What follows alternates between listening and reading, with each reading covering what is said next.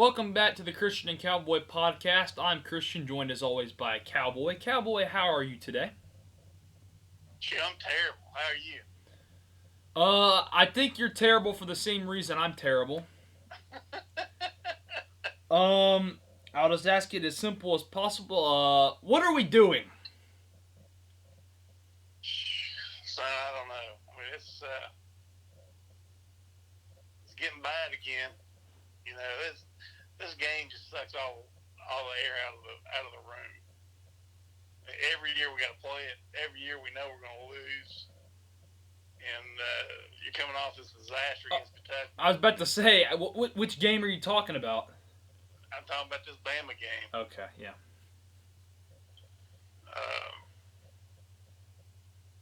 I don't know.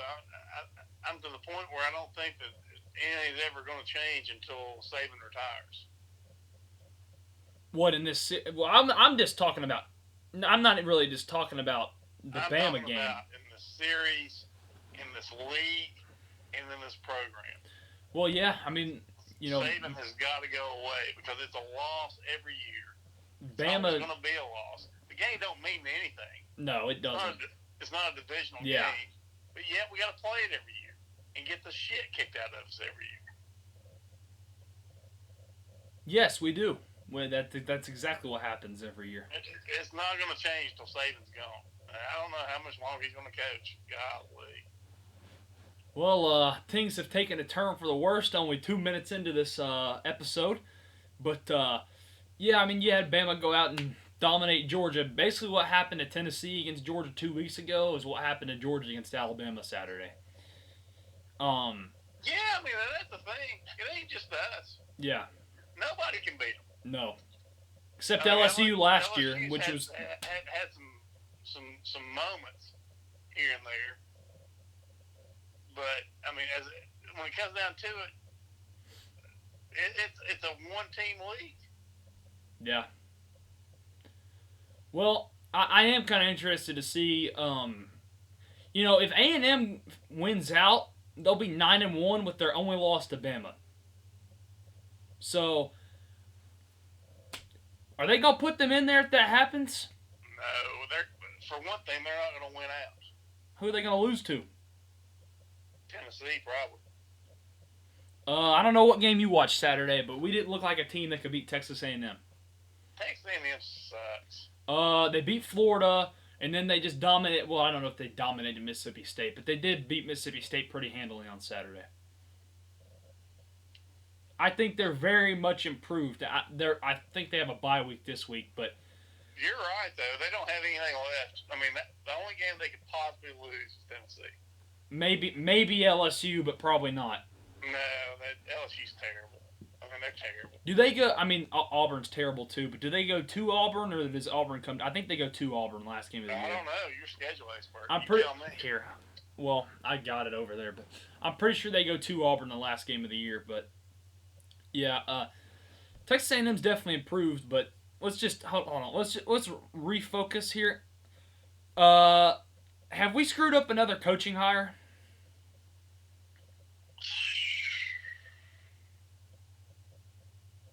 Man, I just don't even want to go there. Okay.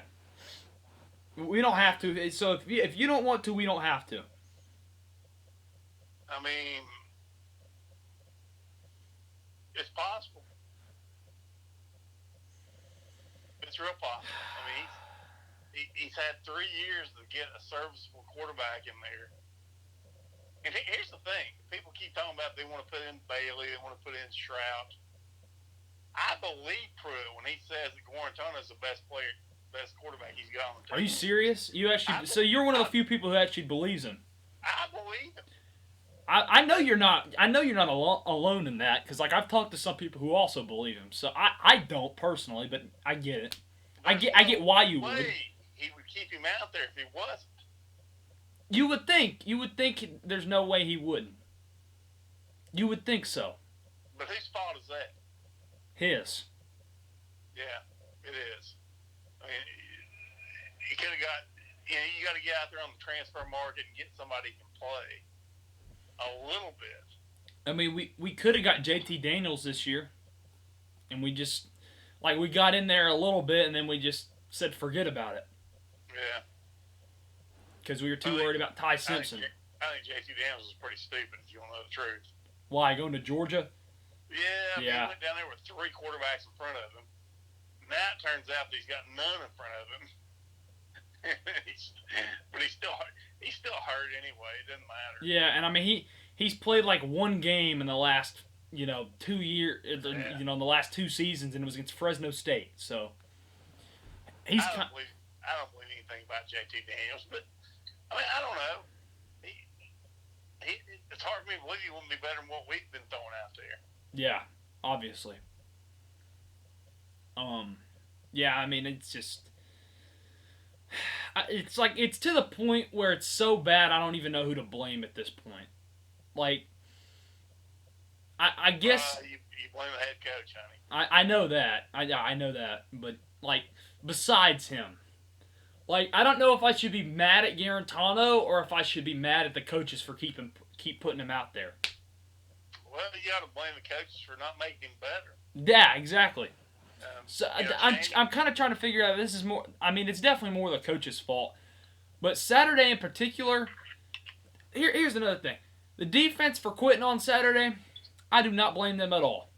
Because they knew, even if they got a 3-and-out, well, we're not going to try to score even if we get a 3-and-out, so we might as well, there's no point in us even playing defense. Boy, I tell you what, I blame them a lot. I think you got to keep playing. I mean, that would never happen at Alabama. That would never happen at a place like Nebraska. Nebraska? I'm just throwing a team out there. Oh, so you're just saying, like, teams that have been historically good. I got you.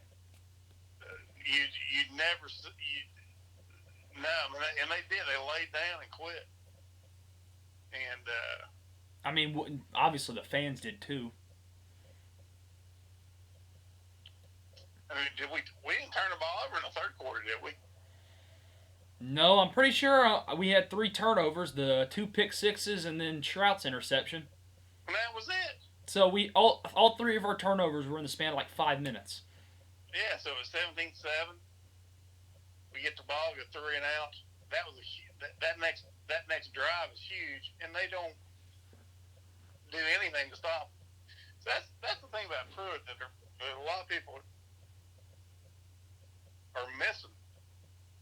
Is they're blaming him for the quarterback, but the defense is not really all that good, and that's what he does. Yeah, I mean, I feel like they're better than they played Saturday. Saturday they just gave up because they knew the offense wasn't going to help them any. So mentally they were just like, you can't give up. No, I'm not saying you can. I'm just telling you what happened. Well, if they did, they got a lot of kids on that team that don't need to be on the team. You could be right. I mean, they might have laid down. All I'm saying is this like whole quarterback thing, I feel like it's just going to divide the locker room. Because all the younger kids like Toa, a lot of the guys who haven't been there for more than 2 years, they're all going to want someone other than Garantano out there. And all the older kids like Trey Smith, all of it, like Josh Palmer, all that. Well, I don't know about Palmer, but Trey Smith, all those older guys are all going to want Garantano out there. So I feel like it's just going to create a divide in the locker room. It's probably. Did you see that Toa Instagram thing? Yes, I saw that before that guy even put that on Twitter. Who is it? Who is the quarterback? Is that Bailey? Yeah, that was Bailey. Yeah. I actually pretty much did exactly what he did, like right after he did that on my story, but that's a whole different thing. I don't play for Tennessee. I'm not on the team, so I'm allowed to do that.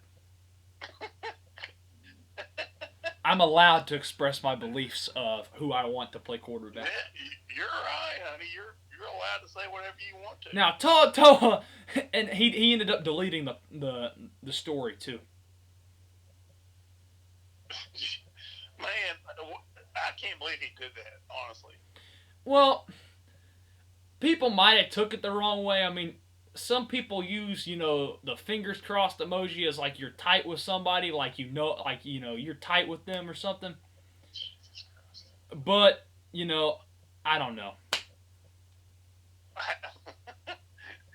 else would you take it? But I don't know. I don't. That's probably me just trying to defend him at this point. But I don't know. It's the whole thing is just bad. And even Cody Brown, who's like a running back we got coming in net for next year. I mean, he's not on the team yet, obviously, but still, even he was saying, like in the comments of the post, he basically did the same thing Toa did with the fingers crossed, and he said QB1 and his fingers crossed. So, yeah. It's a disaster, man. Let me just ask you this first off. Who would you play at quarterback on Saturday against Alabama? Well, I mean, it's impossible for me to answer that question. I don't see these kids play. I mean, I would not put Guarantano back out there, no matter what. I'd probably play Shroud. I don't think there's a whole lot of sense in putting Bailey out there against Alabama, #1 team in the nation. But if you don't think Shroud can play, which they don't, if you don't think Maurer can play, which they don't, then I'd probably put the freshman out there and see what happens. I mean, Lord God, the problem is if he gets killed, his confidence gets shot. Yeah, and then a lot of people's counter argument to that is, well, if he doesn't have the confidence to play against Alabama, then he's not good anyway. That's not necessarily true. That's a bunch of bullshit. Yeah, exactly. That's what that is. I mean, he's not taking a whole lot of snaps. And this is college football, man. You're going against the best team in the country. Yeah. Here's what I would do. I feel like, and this isn't just for the quarterbacks, this is for pretty much every position, because we need to be preparing for Arkansas during this game. Because if we don't have this crap figured out by this Arkansas game, they will beat us by maybe 4 touchdowns like Kentucky did. Is that the next game? After Bama's Arkansas, but we get a bye week before. Oh, Jesus. Yeah, I know. At Arkansas, too. They will beat us by maybe 4 touchdowns, too, if we don't get this crap figured out. Man, they can't score that much, but they'll beat us. I mean, if you were putting a line on a game, what would you put it at? Right now? I'd favor Arkansas by 10 points. I'd probably say Arkansas by 7, but yeah. About 7 or 10, yeah. I can't believe... I still don't know how this line is 21. How are they only favored by 3 touchdowns? I don't know. I mean, even when it opened at like 19, I was like, what are they talking about? Yeah. I wish I had a lot of money to bet, because I could go out there and bet it. Yeah, I mean, I definitely would. But it's just here's what I do at the quarterback position. So I would just rotate. Like, I know this is... You wouldn't want to do this in a game you can actually win, like Arkansas or like Auburn or someone like that. You wouldn't want. But let's be honest, you're not winning Saturday anyway. I know they don't believe that, but that's what everyone knows. You're not going to win Saturday anyway. So I say, just rotate. Just play multiple guys. See what you have. Just see who the best quarterback is. Try to figure that out at least. Like, if you don't accomplish anything from this game, just try to figure that out at least. Just who you have, what you have to work with, who your best quarterback is. I'd be okay with that. Even put Jimmy Holiday out there. Yeah. Like, why not? I mean, why do you... Mark Stoops went out there with Lynn Bowden at quarterback last year and won games. Yeah, we could have done the same thing if we put Juwan out there. Exactly. Same thing. Yeah. If Mark Stoops was at Tennessee last year, that's exactly what he would have done. He would have put Juwan at quarterback. I think you're right. So, and if he was at Tennessee this year, he'd probably put Jimmy Holiday at quarterback. I'm not saying I want Mark Stoops or anything, but you know the point I'm trying to make here. No, I think you're preaching to the choir. I got no problem with what you're saying. Yeah, I agree. I mean, like Jim Chaney, from what I've heard about that, like when they were recruiting Holiday, like he literally brought a binder just of plays designed for Holiday, like in the Wildcat and stuff, and they just have not used him at all this year. Like, just try. Has he played any? Not to my knowledge. I mean, I know they moved him to receiver, but yeah. It's so frustrating following this team, I tell you. I mean, like, I don't. Another question I saw on Twitter. This was one that was kind of fascinating to me. Is it worse for something like what I've been through, where like I've only been following this team since 2009 and all I've seen is crap, or is it worse to be like what you got to see? You got to see the glory days, but you also saw the fall. So, what do you think is worse? Personally, I think it's me because at least you got to saw some good or got to see some good. Yeah, I agree. I think it's worse for you. I mean, you've never seen anything close to championship football. Maybe 2016. No. Would have been well. Oh, you mean like national championship or what? Even in the league, I mean, it didn't happen. We weren't even close. Closest we've come was 16 until we decided to lose to Vandy in South Carolina. Yeah. No, I mean you've had a lot worse, honey. I mean it's bad. I seen when I was like between the age of 5 and 13, they were just as bad then as they are now. Was that like Major's first few years or what? This is from say 75 to 84. About a 9-year gap. It was crap football every year. Major's first few years, he was like awful, wasn't he? Yeah, well, he had small for years. He had 4 and 7 1 year. A lot of 5 and 6s. So yeah, it was crap football. Yeah. But once you got to 85, from that point on, it was go time. And I'm talking about from there till about 2006. You always felt you had a shot. I would say 07 because 07 you still won the East. Yeah. Yeah, okay. But I know it's 1 year. I'm nitpicking, but go ahead. We were in the conversation. Didn't matter who it was. You never thought there was anybody that you couldn't win. No way. But so you aren't saying you went into you didn't go into every game expecting to win, but you didn't go into any games expecting to lose. No. Yeah, exactly. We thought we'd win every game. We thought we could. Anyway. You knew there was at least a chance. You knew you at least had a chance in every game. Right. Exactly. And that's just not the case now. No. It's not been the case for a long time. We thought it was gonna be this year, but no, just no. It's still not. Saban's problem. Saban's killing this league.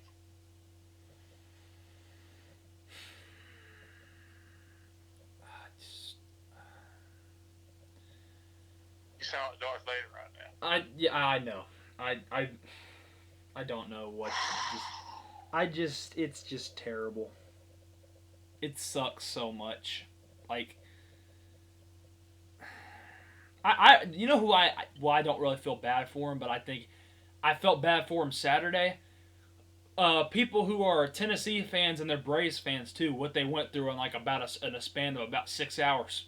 I don't give a shit about those Braves fans. I mean, I don't either, but like on Saturday I felt bad. Sunday I didn't feel bad at all. I thought it was the greatest thing ever. Saturday I kind of felt bad for him.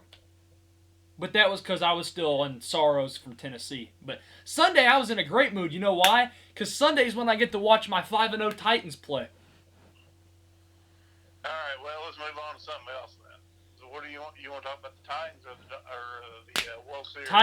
Titans, baby. So, obviously the mighty Tennessee Titans at 5-0 got a tough test this week against the also 5-0 Pittsburgh Steelers. How do you think that will shape up? Well, on the road most of the time. Yeah. Of course, it's not, these road games are not real road games now without fans in the stands. Yeah, I think we have like maybe 7,000 or 8,000. So I think the Titans are going to win this game. I think they're better than Pittsburgh. I kind of think here's what I've been telling my friends all week. I think we match up well with them. We haven't really done well historically against them, but I don't know. I'm kind of 50-50 still. I really have not decided who I think is going to win this game yet. Obviously, part of me obviously my homer picks the Titans, but I mean, like, actually, I'm still trying to figure out who I think is going to win this game. The line, I think, opened at, like, Pittsburgh by 2, and it's jumped up to Tennessee by 1. So now it's basically a pick 'em. I mean, it's basically going to pick 'em all week, but yeah, it's definitely gonna it's probably the biggest Titans home game in who knows how long.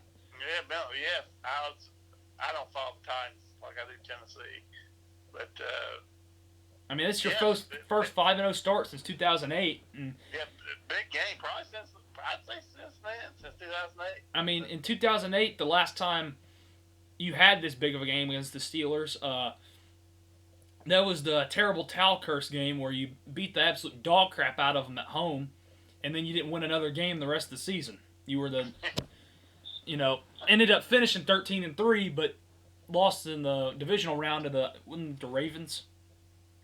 Yeah, I think so. See, Cowboy and my mom, they tried to brainwash me by making me a Colts fan. I'm just kidding. You didn't. Basically, what you said is you cheer for who Peyton Manning plays for. That's what you. That's what we did. Yeah. I didn't. I mean, and that's what I did. I cheered for the Colts until he left the Colts, and I was like, I don't want to really be a Broncos fan. I'll be a Titans fan now. That's what I thought to myself in my 8-year-old mind. I was like, I don't really like the Broncos that much. I'll be a Titans fan. I used to like Denver when I was a kid pretty good. Because of Elway?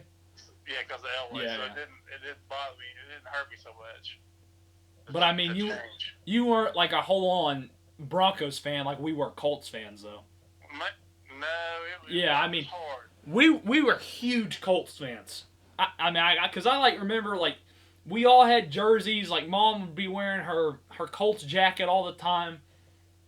Like it was looking back. Like if I could go back in time, I would probably be sickened by it just looking at it. Now as a Titans fan, obviously. The biggest thing that we wanted to see was Brady to go down. Yeah, I mean that's probably the biggest thing. I feel like that was everyone though. And that was your best chance. But yeah, you knew Peyton was your best chance. Yeah. Or Manning when he went to Denver. That was really your best chance that you had. Yeah. I mean, I just don't know how I feel about it. Like,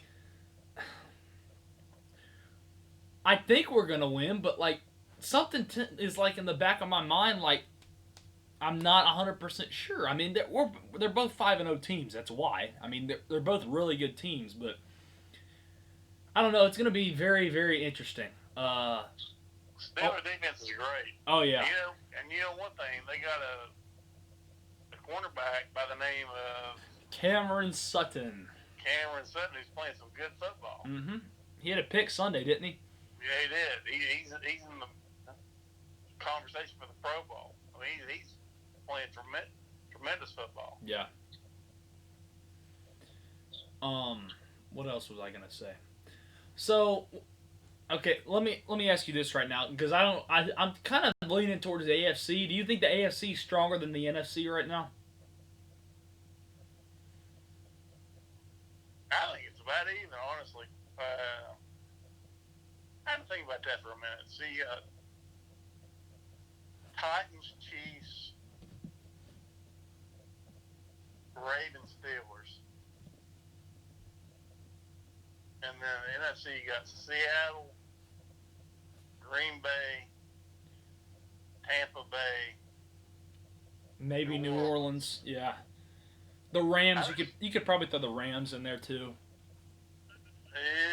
Maybe. I think NFC's probably a little stronger, top to bottom. Yeah, I guess the AFC is definitely more top heavy. I mean, the AFC is pretty much like these four teams: Titans, Ravens, Chiefs, Steelers. Yeah. Those are pretty much the four teams you're looking at in the AFC. Right, I agree. I thought maybe the Bills, not really though. I mean, they're gonna make the playoffs. They'll win that division, I think, but I don't think they're as good as those other four teams. I think there's right. definitely the levels definitely divide after you get past those top four and then you get to the Bills. So yeah, I don't know. It's gonna be. So I didn't even say Buffalo. Buffalo and the Rams are about the same. Yeah. Yeah, I would agree with that. They're about the same level. Well, he's played 2 weeks ago and it's right down to the wire. Yeah. Gosh, man, the NFC East. It's terrible. Maybe the worst division ever. Like they seriously are pretty much that. Like the winner of that division might be 6-10. Like actually, like you can seriously maybe win that division with 6 wins.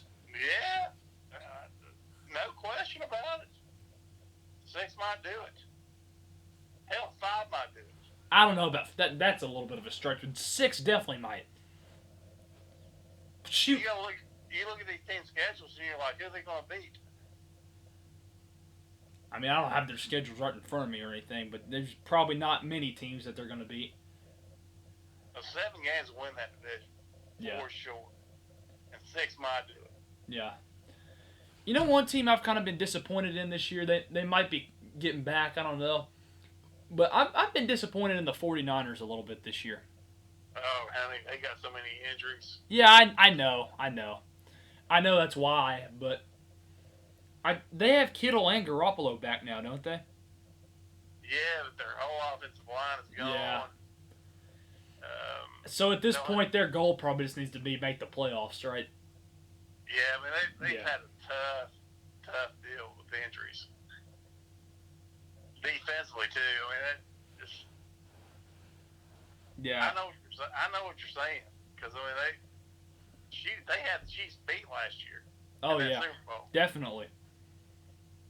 But, and another thing is, go ahead. Sorry, I was gonna move on to another team. Go ahead. No, go ahead. I don't have anything else to say about it. Another team, like I can't figure out the Buccaneers. I just. I can't either. I don't know about them.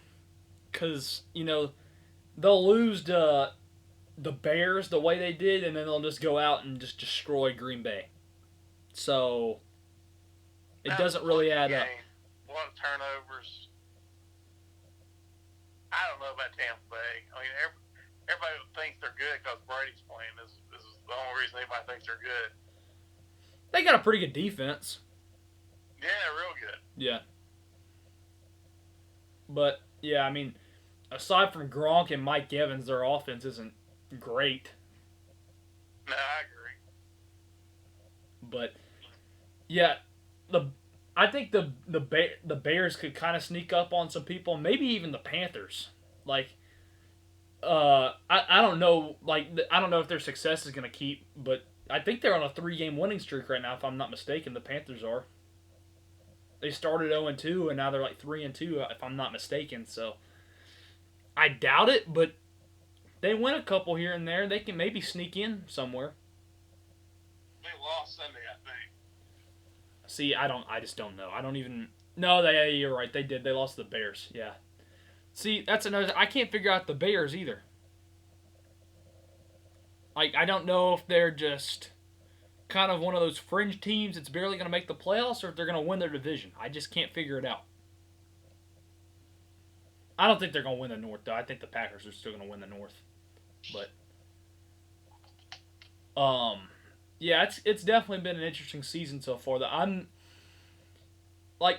The Ravens are also kind of hard to figure out. Well, not really though, because like aside from that Chiefs game, they've basically blown out everyone they've played. So, I think the Chiefs are still the Chiefs. The Ravens are still the Ravens. So Agree. you're gonna have to go through those two to get to the Super Bowl in the AFC. So Yeah, I agree with that. all right. So first of all, let's all laugh at the Braves real quick. Ah. Can we just appreciate the fact that they find a new way to choke every year? I don't think they choked this year. I think he just got beat by a better team. Like last year, it was 10-0 in the first inning of a deciding Game 5 against the Cardinals. I'll never forget when we walked in because that was that day we were visiting Tennessee. I'll never forget when we walked in Calhoun's. We looked at the score and we were like, that's gotta be wrong. Like we gotta be looking at that wrong, right? Is that right? I don't remember that. Yeah, 'cause we went to Cal. That was the day because oh yeah, the Braves are on. What's the score? And it said 10-0. We're like, we've got to be looking at this wrong, right? And then we looked it up and I was like, holy crap! And see what's funny, and then I think Brian told us it wasn't even home runs. It was just single after double after single. It was just all base hits. Yeah. So, anyway, that was last year. So this year, you don't think they choked? They just got beat by a better Dodgers team. Yeah, I think so. I mean, I don't know. I haven't watched really any of it. But they were up 3-1. So they lost 3 straight. I mean, I definitely think they choked. I mean, anytime you got 3 opportunities in 3 days to win and you just don't, like game 6, there was no chance they were going to win that game. That game was over from the start. No, I agree with you. Game 5, I didn't really watch any of Game 5 because that was a Friday night. I was going out doing stuff after the game and stuff. Game 7, I watched the whole thing. That game honestly could have gone either way, if I'm being honest about things. But I do agree with you that the better team won. But it was very, very funny. It was maybe the greatest, because the best part about it is all my friends are Braves fans, so I just got to laugh at them all day at school the next day. Like, you remember how after the Warriors blew a 3-1 lead, how it was all you saw for like a whole week?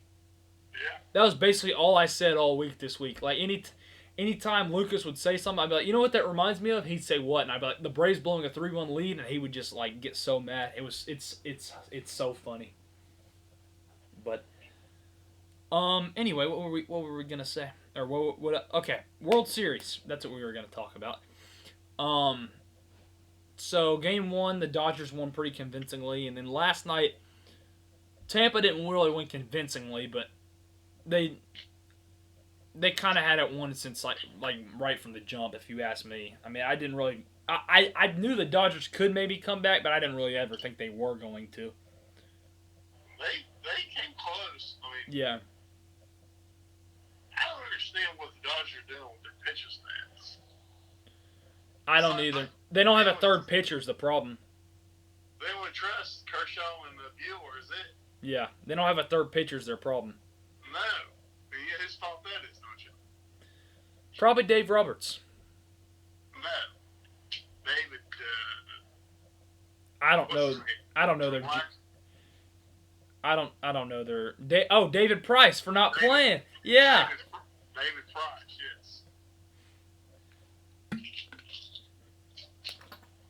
See, I thought you were going with like an executive right there, like, oh, it's the GM's fault, or oh, it's Dave Roberts' fault, and then, oh yeah, David Price, he's not even playing. I mean, I guess they're kind of figuring it out, but I wasn't confident going into last night. I knew that if Tampa's got, Blake Snell out there is one of the best pitchers in baseball, and the Dodgers are just going bullpen all night, you're not going to have a very good chance to win. True.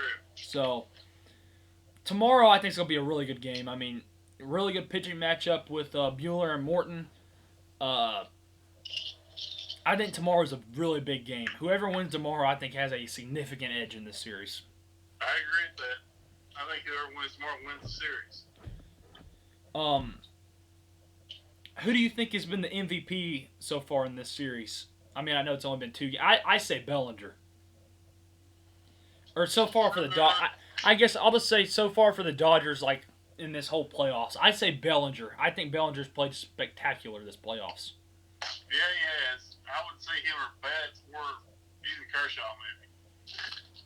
Yeah, I mean, Kershaw definitely pitched well the other night. I was very surprised because we all know how Kershaw pitches in the postseason. But, yeah, I mean, did you see that play where Betts stole first and then he stole third, or he stole second and then he stole third, and then he scored on like a grounder to the first baseman? Yeah, it was great. He looks like Jackie Robinson out there. It's ridiculous. And then I'm assuming you saw those 2 plays in the NLCS he made on at the wall. Yeah, I did. Yeah, he's definitely just balled out the whole series. So hopefully it goes in the Dodgers' favor. But one thing we can do real quick before we wrap it up here. Would you like to give score predictions for the Tennessee-Alabama game? How bad is it going to be? Man,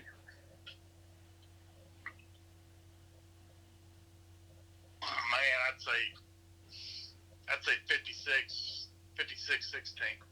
56-16. 56-16 Alabama. I say Alabama 49, Tennessee 21.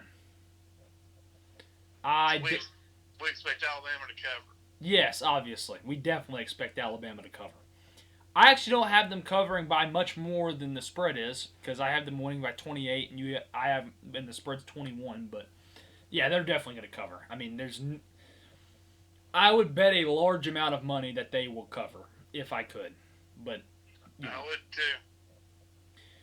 Anyways, is there anything else you want to talk about, or before we head out? No, I think we're good. Let's go out the door. All right. Well, we thank you guys for watching this episode. We said during the Georgia episode, we were probably going to do one for every big game. The way Tennessee's playing, they're not exactly playing to play in big games, but I don't know. We'll do one about every couple weeks like we've been doing. So, thank you guys for listening, and we'll see you guys in the next episode, whenever that is. Probably going to be like, we might do one before Arkansas, probably not though. We'll do one after Arkansas, I'm not sure, but until then, we'll see you guys later, and thank you for listening.